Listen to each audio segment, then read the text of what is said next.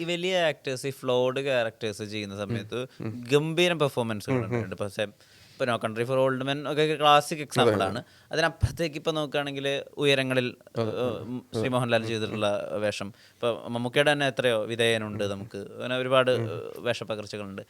പലപ്പോഴും ഇവരിലേക്ക് ഇങ്ങനെയുള്ള കഥാപാത്രങ്ങൾ, അതായത് തെറ്റും ശരിയുടെ ഒരു സമ്മിശ്രിത രൂപമുള്ള കഥാപാത്ര നിർമ്മിതികൾ കിട്ടുമ്പോഴാണ് അവർ കുറച്ചും കൂടി കൈ നിന്നിട്ട് ചെയ്യാൻ പറ്റുന്നതെന്ന് എനിക്ക് തോന്നുന്നുണ്ട്. ഇപ്പോൾ ഉദാഹരണത്തിന് ബ്രഹ്മരത്തിൻ്റെ ഒക്കെ ഒരു ആർക്കുണ്ടല്ലോ, അതിൽ ലാലേട്ടൻ ചെയ്തൊരു വിധം അത് പേഴ്സണലി വളരെ എക്സൈറ്റിങ്. ഇപ്പോൾ റോഷാക്കിന് അദ്ദേഹത്തിനുള്ള ഒരു ആർക്കുണ്ട്, ആത്മാവിനോട് പ്രതികാരം ചെയ്യുമ്പോൾ ഒരാൾ അനുഭവിക്കുന്ന ഒരു എസ്റ്റസി. അങ്ങനെയുള്ള ക്യാരക്ടേഴ്സും കൂടി കിട്ടുമ്പോൾ അവരും വളരെ സന്തോഷവാന്മാരാണ്. സ്ഥിരം വാർപ്പ് മാതൃകകളല്ലാതെ കിട്ടുമ്പോൾ അങ്ങനെ ഒരു എഫക്റ്റ് ഉണ്ടോ? അത് പിന്നെ ഇതിനകത്ത് ഇപ്പൊ നിങ്ങൾ പറഞ്ഞ ഉദാഹരണങ്ങളും ഈ സിനിമയായിട്ട് കമ്പയർ ചെയ്ത് സംസാരിക്കാൻ എനിക്ക് പരിമിതികളുണ്ട്. എന്നാലും ഇത് അങ്ങനെ ഒരു കൈൻഡ് ഓഫ് പലതരം ഷെയ്ഡ്സ് ഉള്ളൊരു കഥാപാത്രമാണ്. അപ്പം ഒബ്വിയസ്ലി അങ്ങനെ ചെയ്യുമ്പോഴാണ് ഇപ്പൊ ഇവരൊക്കെ പിന്നെ ഭയങ്കരമായിട്ട് പ്രൂവൺ ആയിട്ടുള്ള ആക്ടേഴ്സാണ്, അങ്ങനത്തെ റേഞ്ച് ഉള്ളവരാണ്. അപ്പം എപ്പോഴും ഒരുപാട് കഴിവുള്ള ആക്ടേഴ്സ് തന്നെ അവർക്ക് അവരുടെ കഴിവ് എക്സ്പ്രസ് ചെയ്യാൻ പറ്റുന്നത് എനിക്ക് തോന്നുന്നു ഈ പറയുന്ന പോലെ വേരിയേഷൻസ് ഉള്ള പരിപാടികൾ ചെയ്യുമ്പോൾ തന്നെയാണ്. അപ്പോഴാണല്ലോ അങ്ങനത്തെ സ്കോപ്പ് ഉണ്ടാകുന്നത്. മറ്റേ കുറച്ചൊക്കെ വൺ ഡൈമെൻഷണൽ ആവാറുണ്ട് ചില പരിപാടികളിൽ. അപ്പോൾ ഇതിനകത്ത് അങ്ങനത്തെ കുറച്ച് വേരിയേഷൻസ് ചെയ്യാൻ പറ്റുന്ന ഒരു ക്യാരക്ടറൈസേഷൻ ആണ്. ഇപ്പോൾ നമ്മൾ ബാക്കിയുള്ള ലാംഗ്വേജസിലേക്ക് സൂപ്പർ സ്റ്റാർസിനെ നോക്കുമ്പോൾ, ഇപ്പോൾ കമൽഹാസൻ ഇപ്പോൾ കൂലിയിൽ നാഗാർജുന നെഗറ്റീവ് ഷെയ്ഡാണെന്ന് പറയുന്നു. അതല്ലാതെ അവിടുത്തെ സൂപ്പർ സ്റ്റാർസ് ആരും ഈ നെഗറ്റീവ് ഷെയ്ഡോ അല്ലെങ്കിൽ ഇപ്പോൾ വേറെ ഏതെങ്കിലും ഒരു ലെയറോ, നെഗറ്റീവ് ഷെയ്ഡ് പോട്ടെ, കുറച്ച് സെൽഫിഷ് ആയിട്ടുള്ള ക്യാരക്ടേഴ്സ് തന്നെ ചെയ്യുന്നത് വളരെയധികം കുറഞ്ഞിട്ടുണ്ടായിരിക്കും. അവിടെയാണ് ഇപ്പോൾ ലാലേട്ടനായാലും മമ്മൂക്കയായാലും സുരേഷ് ഏട്ടനായാലും ഒക്കെയും അങ്ങനെയുള്ള ക്യാരക്ടേഴ്സ് ചെയ്യാനുള്ള ഒരു കൊതിയ വരലുണ്ട്. ഇപ്പോൾ സുരേഷ് ഏട്ടൻ ഇപ്പോൾ ഐ പോലൊരു സിനിമയിൽ പോയിട്ട് അങ്ങനെ ഒരു വലിയ വേഷമൊന്നും ചെയ്യില്ലല്ലോ. സത്യം പറഞ്ഞാൽ നമ്മുടെ ഇവിടുത്തെ ആക്ടേഴ്സ് എന്നുള്ള രീതിയിൽ നമ്മൾ അവരിൽ കൊണ്ട് ശരിക്കും സമ്പന്നമല്ലേ, നമ്മളാ ക്യാരക്ടേഴ്സായിട്ട് അവരിലേക്ക് എത്താത്ത തന്നെയല്ലേ കുഴപ്പം? തന്നെയാണ്, അത് തന്നെയാണെന്ന് തോന്നുന്നു. കാരണം ഈ പറയുന്ന പോലെ മറ്റ് പല ഭാഷയിലുള്ള പല നടന്മാരും കുറേയൊക്കെ വൺ ഡൈമെൻഷനലി ആണ് അവർ എനിക്ക് തോന്നുന്നു കുറേ കൂടെ ആ സ്റ്റാർഡത്തിന്റെ ആയിട്ട് ബന്ധപ്പെട്ട കാര്യങ്ങൾ എക്സ്പ്ലോർ ചെയ്യാനും അതിൻ്റെ നെക്സ്റ്റ് ലെവലിലോട്ട് പോകാനുമുള്ള ത്വരയിലാണ് അവർ പോകുന്നതെന്ന് തോന്നുന്നു. പക്ഷെ നമ്മുടെ ഇവിടുത്തെ ഈ പറഞ്ഞ നമ്മുടെ വലിയ സ്റ്റാർഡമുള്ള നടന്മാർ അവർ വളരെ വളരെ ഡൈമെൻഷൻസ് ഒക്കെ പിന്നെ പ്രൂവ് ചെയ്തിട്ടുള്ള നടന്മാരും കൂടെയാണ്. അതിനപ്പുറത്തോട്ട് അവർക്ക് ആ സ്റ്റാർഡത്തിന്റെ മേൽ കിട്ടുന്നുള്ള പ്രിവിലേജിനൊക്കെ അപ്പുറത്ത് ആക്ടേഴ്സ് എന്നുള്ള രീതിയിൽ സ്വയം പുതുക്കാനും പുതിയ ഏരിയാസ് എക്സ്പ്ലോർ ചെയ്യാനുള്ള ത്വര അവർക്ക് ഇപ്പോഴും ഉണ്ട്. അത് നമ്മുടെ ഒരു ഭാഗ്യമാണെന്ന് ഞാൻ വിശ്വസിക്കുന്നു. കാരണം അവരുടെ അങ്ങനത്തെ സൈഡ് ഇപ്പോഴും നമുക്ക് കൃത്യമായിട്ട് എക്സ്പ്ലോർ ചെയ്യാനായിട്ടുള്ള സ്പേസ് അവർ ഓപ്പൺ ചെയ്ത് വെച്ചിരിക്കുന്നു എന്നുള്ളത് അതൊരു വലിയൊരു ഭാഗ്യം തന്നെയാണ്. പ്രത്യേകിച്ച് ഈ പറയുന്ന പോലെ മറ്റ് പല സ്ഥലങ്ങളിലുള്ള നടന്മാരുമായിട്ട് കമ്പയർ ചെയ്യുമ്പോൾ അത് ഒരു എക്സ്ട്രീംലി വി ആർ ലക്കി എന്ന് തോന്നുന്നു. അത് കാരണം അങ്ങനെ ഒരു ത്വര അവർക്ക് ഉണ്ട് എന്നുള്ളത് കൊണ്ടാണല്ലോ അങ്ങനെ ഒരു സ്പേസ് അവർ തരുന്നത്. വെറുതെ സ്റ്റാർഡത്തിൻ്റെ ആഘോഷങ്ങളുടെയും പുറകെ മാത്രം പോകാതെ ഇതുപോലെ ഒരു സൈഡും കൂടെ അവർ ചെയ്യാൻ പറ്റുന്നത് നമ്മുടെ ഒരു ഭാഗ്യം തന്നെയാണ്. ബ്രഹ്മയുഗത്തിൻ്റെ ഒരു ഫസ്റ്റ് ലുക്ക് പോസ്റ്റർ വന്ന സമയത്ത് ഒരു ചിരി ഉണ്ടായിരുന്നു ശ്രീ മമ്മൂട്ടിയുടെ. അപ്പോൾ ആ ചിരി പിന്നീട് എന്തായിരുന്നു ഉദ്ദേശിച്ചിരുന്ന സിനിമ കണ്ടു കഴിഞ്ഞിട്ട് പിന്നെ നമ്മൾ ആ ഫസ്റ്റ് ലുക്ക് പോസ്റ്റർ പോയി നോക്കുമ്പോൾ അറിയാം ഒരു എൻറ്റിറ്റി ഉള്ളിലിരുന്ന ആ ഇൻഫ്ലുവൻസ് കൊണ്ടുള്ള ഒരു ചിരി. അതിന് വേറെ തന്നെ കുറെ മാനങ്ങളുണ്ടല്ലോ.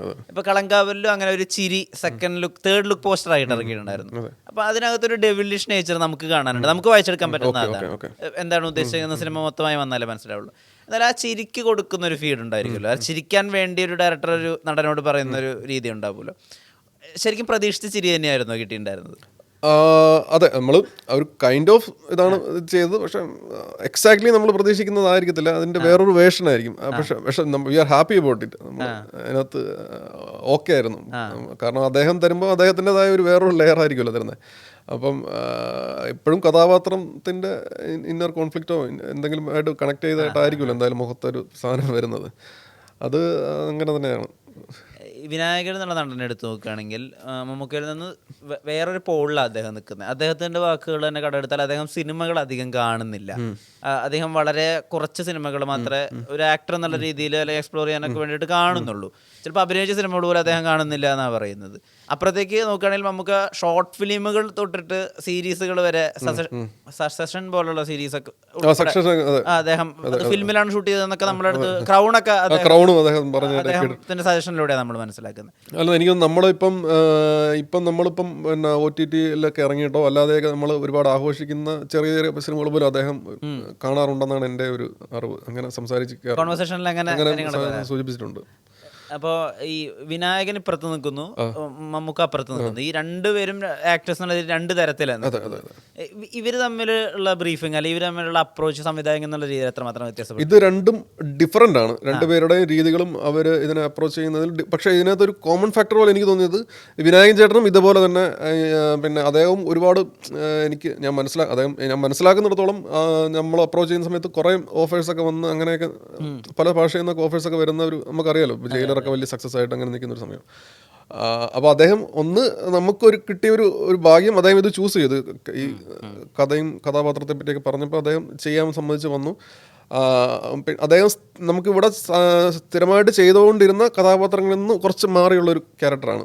അപ്പോൾ അത് അദ്ദേഹം ചെയ്താൽ ഒരു പുതിയൊരു ഡയമെൻഷൻ വരാൻ സാധ്യതയുണ്ടെന്നുള്ളതായിരുന്നു നമ്മുടെ ഒരു കൈൻഡ് ഓഫ് എക്സ്പെക്ടേഷൻ. അതിനുവേണ്ടിയാണ് അദ്ദേഹത്തെ അപ്രോച്ച് ചെയ്തത്. അപ്പോൾ അദ്ദേഹവും കഥാപാത്രത്തിൻ്റെ ഒരു സ്വഭാവം എന്താണെന്ന് മനസ്സിലാക്കിയിട്ട് കുറേ മൈന്യൂട്ട് ഡീറ്റെയിലിങ്ങിൽ ഞാൻ പോലും കുറച്ച് കഴിഞ്ഞിട്ടാണ് അദ്ദേഹം ഇതൊക്കെ ഇങ്ങനെ ഒരു സാധനം കൂടെ പിടിക്കുന്നുണ്ടല്ലോ എന്ന് അങ്ങനത്തെ രീതിയിൽ അദ്ദേഹം ഡീറ്റെയിലിങ്ങിൽ ശ്രദ്ധിച്ചിട്ടാണ് വന്ന് പെർഫോം ചെയ്തിരിക്കുന്നത്. അപ്പോൾ നമ്മളിങ്ങനെ ഈ സംസാരത്തിലെല്ലാം ഇത് പറയുമായിരുന്നു, ഇങ്ങനെ സംഗതികളുണ്ട്, അത് ക്യാരക്ടർ ഡിസൈനുമായിട്ട് ബന്ധപ്പെട്ട ചില സംഗതികളാണ്. അപ്പോൾ അതുപോലെ മനസ്സിലാക്കിയിട്ട് വന്നിട്ട് ആ പർട്ടിക്കുലർ സീൻ എന്താണ്, ആ സീനിൽ പറയുന്ന എന്താ പറയുന്നത് നമ്മുടെ മൈന്യൂട്ട് ഡയലോഗ്സിൽ പോലും അദ്ദേഹം കൃത്യമായിട്ട് നമ്മളൊരു കോൺവെർസേഷൻ നടത്തിയിട്ടാണ് നമ്മൾ ഷൂട്ടിലോട്ട് പോയിക്കൊണ്ടിരുന്നത്. അതൊരു രസമുള്ള ഒരു പ്രക്രിയയായിരുന്നു. അത്രയും വേറൊരു രീതിയിൽ അദ്ദേഹം നല്ലതായിട്ട് ഇൻവോൾവ് ആയിട്ട് നമ്മുടെ ഒരു പടത്തിൻ്റെ മൊത്തത്തിൽ എൻഹാൻസ് ചെയ്യുന്ന രീതിയിൽ അദ്ദേഹം അത്ര ഇൻവോൾവ് ആയിട്ടാണ് ഇത് ചെയ്തത്. അത് അദ്ദേഹത്തിൻ്റെ പെർഫോമൻസിലും ഈ പറയുന്ന അദ്ദേഹം സിനിമ കാണുന്ന കാര്യങ്ങളോ അതിനെപ്പറ്റിയൊന്നും നമുക്കങ്ങനെ ബേസിക് അറിയില്ല. ബട്ട് ഈ പടത്തിൽ അദ്ദേഹത്തിന് ഇൻവോൾവ്മെൻറ്റ് ഭയങ്കര ഒരു രസമുള്ള രീതിയിലായിരുന്നു. അദ്ദേഹം എല്ലാ സീനിലും വന്ന് നമ്മൾ അത്യാവശ്യം നല്ല രീതിയിൽ ഡിസ്കഷൻസ് ഒക്കെ നടത്തിയിട്ടാണ് അതിൻ്റെ പെർഫോമൻസ് പരിപാടിയോട്ട് പോയിരുന്നത്. ഈ ലുക്സിലും ആ കഥാപാത്രം കൊണ്ടു നടക്കുന്ന ശീലങ്ങളെ പറ്റിയിട്ടും കൂടി അദ്ദേഹം അവെയർ ആണെന്ന് കേട്ടിട്ടുണ്ട്. ഉദാഹരണത്തിന് തെക്ക് വടക്ക് എന്നുള്ള ഒരു സിനിമ, അപ്പോൾ അതിലെ ക്യാരക്ടറിന്റെ പേര് ചോദിക്കുമ്പോൾ സ്ഥിരമായി ഹിന്ദു പത്രം വായിക്കുന്ന, ഇംഗ്ലീഷ് പേപ്പേഴ്സ് വായിക്കുന്ന, ഇൻസൈഡ് ചെയ്യുന്ന, തേച്ച ഷർട്ട് ഇടുന്ന, സിസഫ് ഫിൽറ്റർ സിഗരറ്റ്സ് വലിക്കുന്ന, ഒരു ഷേവ് ചെയ്തിട്ട് പ്രോപ്പറായിട്ട് ഓർഗനൈസ്ഡ് ആയിട്ടുള്ള ഒരു മനുഷ്യനാണെന്ന് പറയും. ഇത്രയും ഡീറ്റെയിൽസാ ചോദ്യം ചോദിക്കുമ്പോഴേക്കൂടി നമ്മുടെ അടുത്തേക്ക് പറയുന്നത്. ഈ ലുക്സിൽ അല്ലെങ്കിൽ ആ ക്യാരക്ടർ ഉപയോഗിക്കുന്ന കോസ്റ്റ്യൂംസിലൊക്കെ അദ്ദേഹം എത്രമാത്രം പെർട്ടിക്കുലറാണ്? ഇത് ഈ പറയുന്ന സാധനത്തിന്റെ ഒരു എക്സ്റ്റൻഷൻ നമ്മുടെ സിനിമയിലും വന്നിട്ടുണ്ട്. മീൻസ് അത് കാരണം എനിക്ക് തോന്നുന്നു അദ്ദേഹത്തിന്റെ ഒരു നടപ്പ് രീതി അങ്ങനെയാണെന്ന് തോന്നുന്നു. കാരണം അത്രയും ആത്മാർത്ഥതയോടെ സിനിമയെ സമീപിക്കുമ്പോഴാണല്ലോ നമ്മൾ ഇത്രയും അതിനൊരു ഡീറ്റെയിലിങ്ങിലെല്ലാം ശ്രദ്ധ കേന്ദ്രീകരിക്കാനായിട്ട് പറ്റുന്നത്. അതിന്റെ ഇപ്പം ഈ പറയുന്ന പോലത്തെ പരിപാടികൾ നമ്മുടെ സിനിമയിൽ എങ്ങനെയാണെന്നുള്ളത് സിനിമ വരുമ്പോഴാണ് പറയുന്നത്. പക്ഷെ അതിന്റെ ഒരു എക്സ്റ്റൻഷൻ നമുക്കും നമ്മുടെ സിനിമയിൽ ഉണ്ടായിരുന്നു. മൈന്യൂട്ട് ഈ പറയുന്ന കോസ്റ്റ്യൂമിലാണെങ്കിലും ലുക്ക് വൈസിലും ബാക്കിയുള്ള കാര്യങ്ങളിലും അത് കോൺഷ്യസ് ആയിട്ട് എഫേർട്ട് എടുത്ത് തന്നെയാണ് ചെയ്തിട്ടുള്ളത്. നമ്മുടെ മിത്തുകളുണ്ടല്ലോ, നമ്മുടെ ഐതിഹ്യങ്ങൾ, അല്ലെങ്കിൽ നമ്മുടെ ഈ ലോകത്തുള്ള നമ്മുടെ ഇന്ത്യൻ സംസ്കാരവുമായി ബന്ധപ്പെട്ട ഒരുപാട് മിത്തോളജിക്കലായിട്ടുള്ള ഒരുപാട് സംഭവങ്ങളുണ്ട്. അപ്പോൾ ഈ മിത്തോളജിക്കലായിട്ടുള്ള സംഭവങ്ങളെ നമുക്ക് ഈസിലി സിനിമയിലേക്ക് കൊണ്ടുവരാം. ഇപ്പം മാരീജനെ വളരെ രസമായിട്ട് മാരീസ് എന്നുള്ള സിനിമയിലേക്ക് കൊണ്ടുവന്നിട്ടുണ്ടായിരുന്നു. രാധികാപ്തയുടെ ഒരു ഷോർട്ട് ഫിലിം ഉണ്ട്, പേര് ഞാൻ മറന്നു, അഹല്യ. അത് വളരെ രസമായിട്ടാണ് ഒരു മിത്തിനെ കൊണ്ടുവന്നിട്ടുള്ളത്. അങ്ങനെ പല കാര്യങ്ങളെയും നമുക്ക് സിനിമയിലേക്ക് ഇൻകോർപ്പറേറ്റ് ചെയ്യാൻ പറ്റും. ഇവിടെയും അങ്ങനെ ഇപ്പോൾ ഒരു ദാരികവധം പോലത്തെ ഒരു സംഭവത്തെ ഇൻകോർപ്പറേറ്റ് ചെയ്യാൻ ഒരു ശ്രമം നടത്തിയിട്ടുണ്ടോ? അത് പടത്തിന്റെ ടൈറ്റിലുമായിട്ട് കണക്ട് ചെയ്തിട്ടാണ് ഇങ്ങനെ ഒരു ചർച്ച വന്നത്. അത് പിന്നെ കളങ്കാവൽ എന്ന് പറയുന്നത് ഈ പറയുന്ന പിന്നെ ദേവിയുടെ ദേവീക്ഷേത്രങ്ങളിൽ കാളിയൂട്ടും അതിനകത്ത് ദാരികനും ഭദ്രകാളിയും തമ്മിലുള്ള കോൺഫ്ലിക്റ്റുമായിട്ട് ബന്ധപ്പെട്ടുള്ള ഒരു റിച്വലാണ്. അത് നമുക്കിപ്പോൾ ഡയറക്ട്ലി ഓർ ഇൻഡയറക്ട്ലി കണക്റ്റഡ് ആയിരിക്കും. അതുകൊണ്ടായിരിക്കുമല്ലോ സിനിമയ്ക്ക് ഇങ്ങനെ ഒരു ടൈറ്റിൽ ചൂസ് ചെയ്തത്. നമുക്കറിയാം ഇപ്പം ഇങ്ങനത്തെ ടൈറ്റിൽസും ഈ നേരത്തെ പറഞ്ഞ സിനിമകളുടെ ഉദാഹരണങ്ങളും വെച്ചിട്ട് ചിലപ്പം ഡയറക്ട്ലി ആ മിത്തുമായിട്ട് കണക്റ്റഡ് ആയിരിക്കാം, ചിലപ്പോൾ മിത്തുമായിട്ട് ഒരു ബന്ധമില്ലാതെ അതിൻ്റെ സിമിലി എടുത്തതാവാം, ചിലപ്പോൾ ആ കൾച്ചറൽ ബാക്ക് ഡ്രോപ്പ് ആവാം. അങ്ങനെ പല പല കാരണങ്ങൾ അതിൻ്റെ പുറകിൽ ഉണ്ടായിരിക്കാം. നമ്മൾ എന്തുകൊണ്ട് ആ ടൈറ്റിൽ ചൂസ് ചെയ്തു എന്നുള്ളതിന്. അതിപ്പോൾ എന്തുകൊണ്ടാണ് എന്നുള്ളതിൻ്റെ എക്സാക്റ്റ് ആൻസർ സിനിമയെ സംസാരിക്കാൻ പറ്റത്തുള്ളൂ എന്നുള്ളതാണ്.